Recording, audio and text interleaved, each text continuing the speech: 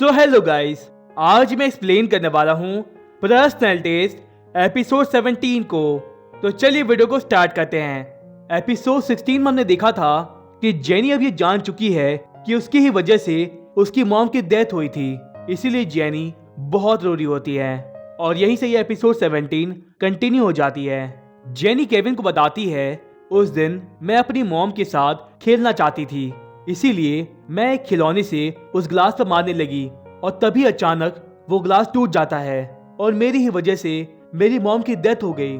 ये कहते हुए जेनी रोने लगती है। ये सुनकर जेनी के डैड जेनी को समझाने की कोशिश करते हैं कि वो सिर्फ एक बुरा सपना था, लेकिन जेनी कहती है कि मैं जानती हूँ वो सच में हुआ था। तभी मिस्टर एंड्रू की नजर उस फोटो फ्रेम पर जाती है जो केविन को बेसमेंट में मिला था। मिस्टर एंड्रू ये फोटो फ्रेम देखकर समझ जाते हैं कि किसी ने बेसमेंट का दरवाजा खोला है। वो हैरानी से सवाल करते हैं, आखिर ये तुम्हें कहां से मिला? तब केविन जवाब देता है कि मैंने ही बेसमेंट का दरवाजा खोलकर ये फोटो फ्रेम निकाला था। ये सुनते ही जेनी के डैड गुस्से में आग बबूले हो जाते हैं। वो केविन पर चिल्लाने लगते हैं और उसे घर से बाहर निकाल देते हैं। वहीं दूसरी तरफ बेन बिना केविन को बताए सैम गुजी का ब्लूप्रिंट टाइम आर्ट सेंटर के प्रोजेक्ट के लिए सबमिट कर देता है। दरअसल बेन को लगता है कि केविन ने इसे बनाया है और बेन का इरादा सिर्फ इस कंपनी को बचाने का है। रात को जब केविन और जेनी सैम गुजी के बाहर खड़े होते हैं, तब केविन जेनी से कहता है कि चाहे कितनी भी मुसीबत आ जाए, मैं हमेशा तुम्हारे साथ रहूंगा। जेनी को ये सुनकर खुशी होती है कि केविन हमेशा उसके साथ है। कुछ देर बाद जब जेनी घर वापस आती है, तब तक मिस्टर एंड्रू जान चुके होते हैं कि केविन और जेनी एक ही घर में रहते हैं। लेकिन मिस्टर एंड्रू इस बारे में ज्यादा बात नहीं करते क्योंकि वो जानते हैं कि जेनी भी बहुत परेशान है। तभी जेनी देखती है कि वो ग्लास अब वहां पर नहीं है। ये देखकर मिस्टर एंड्रू कहते हैं कि मैंने बेसमेंट को दोबारा से ब्लॉक कर दिया है और मैंने उस ग्लास को भी हटा दिया है। जेनी अपने कमरे में रोने लगती है और इसी तरह से ये रात बीत जाती है। अगले दिन बेन केविन को बताता है कि मैंने हमारा ब्लूप्रिंट सबसे पहले जमा कर दिया ताकि जजेस हमारे ब्लूप्रिंट को सबसे पहले कंसीडर करे। ये सुनकर केविन डर जाता है। वो बेन को बताता है कि वो ब्लूप्रिंट मैंने नहीं बनाया था, बल्कि वो मिस्टर एंड्रू का है। ये सुनकर बेन चौंक जाता है। केविन दौड़कर डैम आर्ट गैलरी की तरफ जाता है।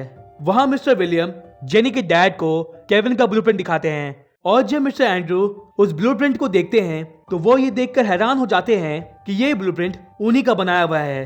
तभी वहां पर जेनी आ जाती है। जेनी को यहाँ देखकर उन्हें हैरानी होती है।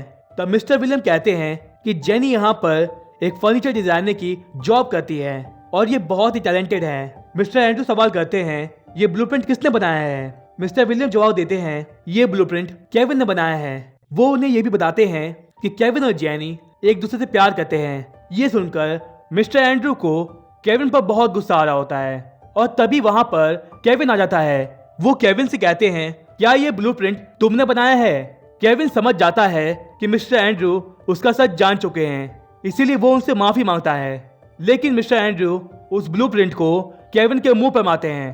केविन उन्हें समझाने की कोशिश करता है, लेकिन मिस्टर एंड्रू कहते हैं कि मैं जानता हूँ कि तुम इस ब्लूप्रिंट के लिए सैंगोजे में रहते थे और इसके लिए तुमने जेनी से प्यार करने का नाटक किया। केविन कहता है, हाँ ये सच है, मैं सैंगोजे इसी इरादे से आया था, लेकिन जेनी के साथ रहते रहते मुझे पता ही नहीं चला कि कब मुझे जेनी से प्यार हो गया, इसीलिए मैंने अपना इरादा बदल दिया। जेनी केविन की बातें सुनकर हैरान हो जाती है। उसे विश्वास ही नहीं होता कि केविन ने उसे धोखा दिया है। केविन जेनी से माफी मांगता है, लेकिन जेनी को केविन की सच्चाई जानकर बहुत गुस्सा आता है, इसीलिए वो बिना कुछ कहे चली जाती है। वहां मिस्टर विलियम को भी ये जानकर काफी बुरा लगता है कि केविन ने इतना बड़ा धोखा दिया। इसी दौरान एमी स्टीव को केविन और मिस्टर एंड्रू की लड़ाई के बारे में बता देती है। स्टीव को ये जानकर काफी खुशी होती है और वो उसके बारे में अपने डैड को भी बता देता है। इसी बीच केविन बहुत उदास बैठा होता है और ये सब बेन से नहीं देखा जाता।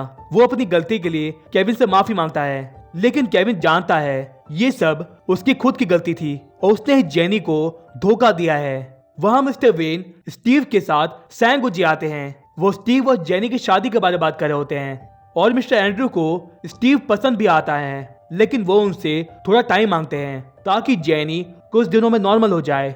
लेकिन केविन छिपकर उन दोनों की सारी बातें सुन लेता है, जिससे केविन और भी परेशान हो जाता है।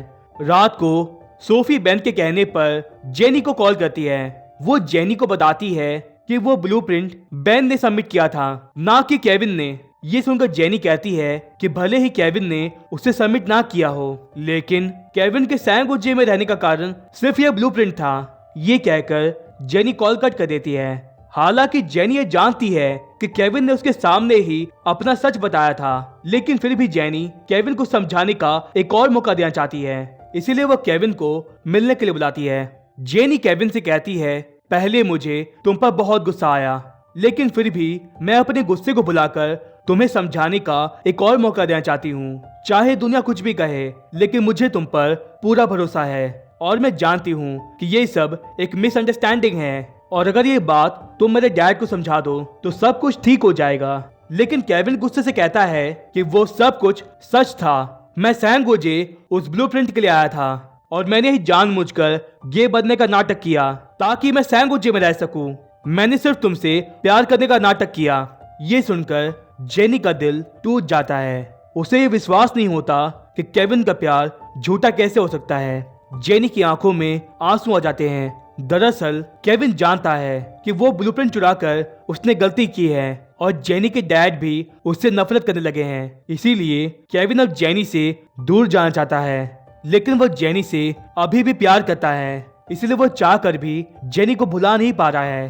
केविन की आंखों में भी आंसू आ जाते हैं। उस रात केविन और जेनी बहुत रो रहे होते हैं और इसी तरह से ये रात बीत जाती है। अगले दिन केविन बेन को बता देता है कि उसके और जेनी के बीच सब कुछ खत्म हो चुका है। बेन को ये जानकर काफी बुरा लगता है कि उसकी वजह से केविन और जेनी अलग हो गए। केविन दोबारा से टैमा सेंटर के प्रोजेक्ट के लिए काम पर लग जाता है। वहाँ जेनी जब मिस्टर विलियम के साथ लंच कर रही होती है, तब बातों ही बातों में जेनी मिस्टर विलियम को बताती है कि उसका और केविन का ब्रेकअप हो गया है। मिस्टर विलियम को भी ये जानकर काफी दुख होता है। रात को जब सोफी और जेनी साथ में ड्रिंक कर रहे होते हैं, तब जेनी कुछ ज्यादा ही ड्रिंक कर लेती है और नशे में वहीं पर सो जाती है। हालांकि सोफी उसे जगाने की कोशिश करती है, लेकिन जेनी कुछ ज्यादा ही नशे में होती है। इसीलिए सोफी केविन को कॉल करके बुलाती है और जब केविन वहां पर आता है, तब सोफी उन्हें अकेला छोड़कर चली जाती है। कुछ देर बाद जब जेनी की आंख खुलती है, तब वो केविन को देखकर बिल्कुल भी खुश नहीं होती। वो नशे की हालत में लड़खड़ाते हुए चल रही होती है। हालांकि केविन जेनी को संभालने की कोशिश करता है, लेकिन जेनी बहुत गुस्से में होती है। इसीलिए वो केविन का सहारा नहीं लेना चाहती, लेकिन केविन उसे ऐसे नहीं छोड़ सकता था। इसीलिए वो जेनी को जबरदस्ती कैरी कर लेता है। हालांकि जेनी शुरुआत में केविन को मारने लगती है, लेकिन कुछ ही देर में जेनी शांत हो जाती है। केविन जेनी को उसके घर तक कैरी करके ले जाता है, लेकिन मिस्टर एंड्रू को देखकर जेनी का नशा टूट जाता है। जेनी के डैड उसे बहुत कुछ बोले होते हैं जो केविन से देखा नहीं जाता। वो मिस्टर एंड्रू से कहता है कि जेनी के इसमें कोई भी गलती नहीं है, बल्कि आपकी ही वजह से जेनी ने कितना कुछ सहा है। आपने हमेशा जेनी के साथ बुरी तरह से बर्ताव किया। ये सुनकर जेनी के डैड गुस्से में आग बबूले हो जाते हैं। वो केविन को एक जोरदार थप्पड़ मारते हैं और यहीं पर यह एपिसोड 17 खत्म हो जाती है। अगर आपको ये वीडियो पसंद आई है तो इस वीडियो को लाइक करिएगा और हमारे चैनल को सब्सक्राइब करिएगा।